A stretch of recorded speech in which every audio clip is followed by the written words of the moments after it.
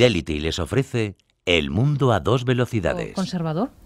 Sí, sin duda alguna la renta fija obedece a esa premisa. Lo que pasa es que, como también decías muy bien, en estos últimos meses estamos viendo unos vaivenes que están afectando a todo tipo de activos, ni muchísimo menos solo a la renta variable, sino también a la renta fija en sus distintas formas, ¿no? Y en los distintos activos o tipos de renta fija. Por tanto, sí que es un activo refugio, puede serlo, en los tramos más cortos, es decir, donde hay muy poquito plazo a vencimiento, pero los plazos largos y con activos de compañías y de renta fija high yield, como se llama, que seguro que podemos avanzar y distinguir, desde luego no es solamente un activo de refugio, sino que más bien se asumen bastante riesgo.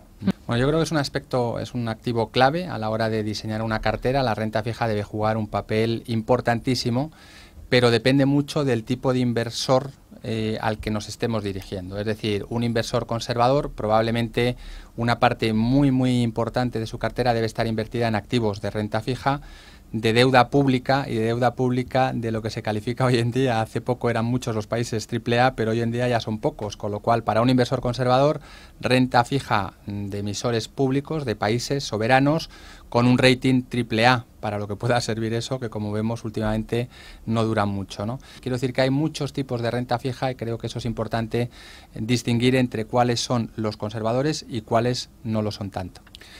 No existe un porcentaje mágico.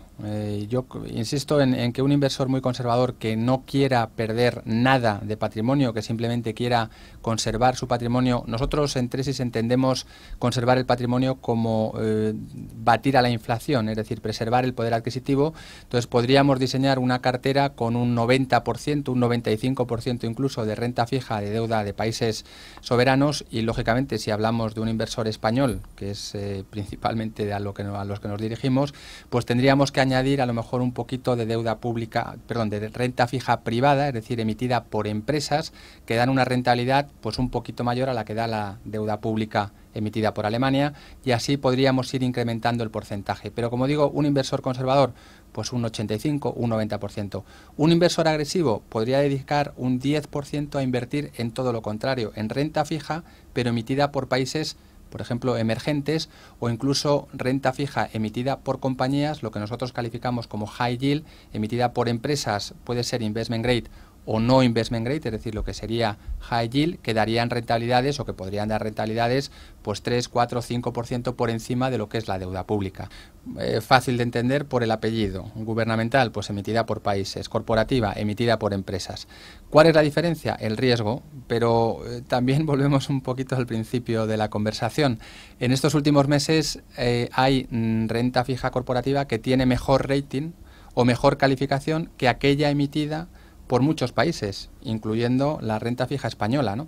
Con lo cual, en estos últimos meses estamos viendo una ruptura de los conceptos básicos que hace que no sea tan fácil aclarar estos conceptos, ¿no? Pero, insisto, renta fija gubernamental emitida por países, renta fija corporativa emitida por empresas.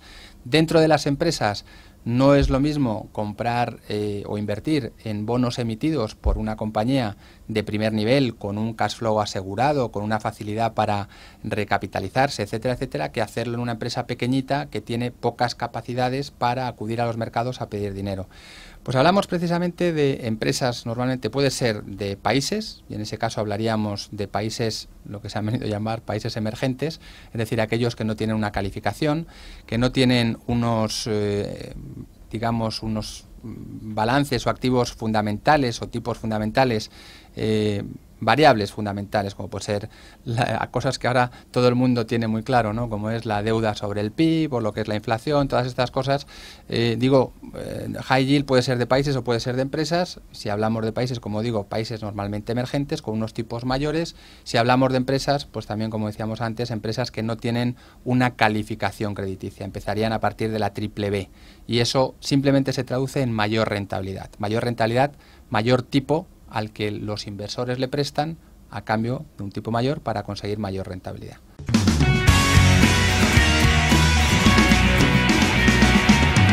Fidelity les ha ofrecido el mundo a dos velocidades.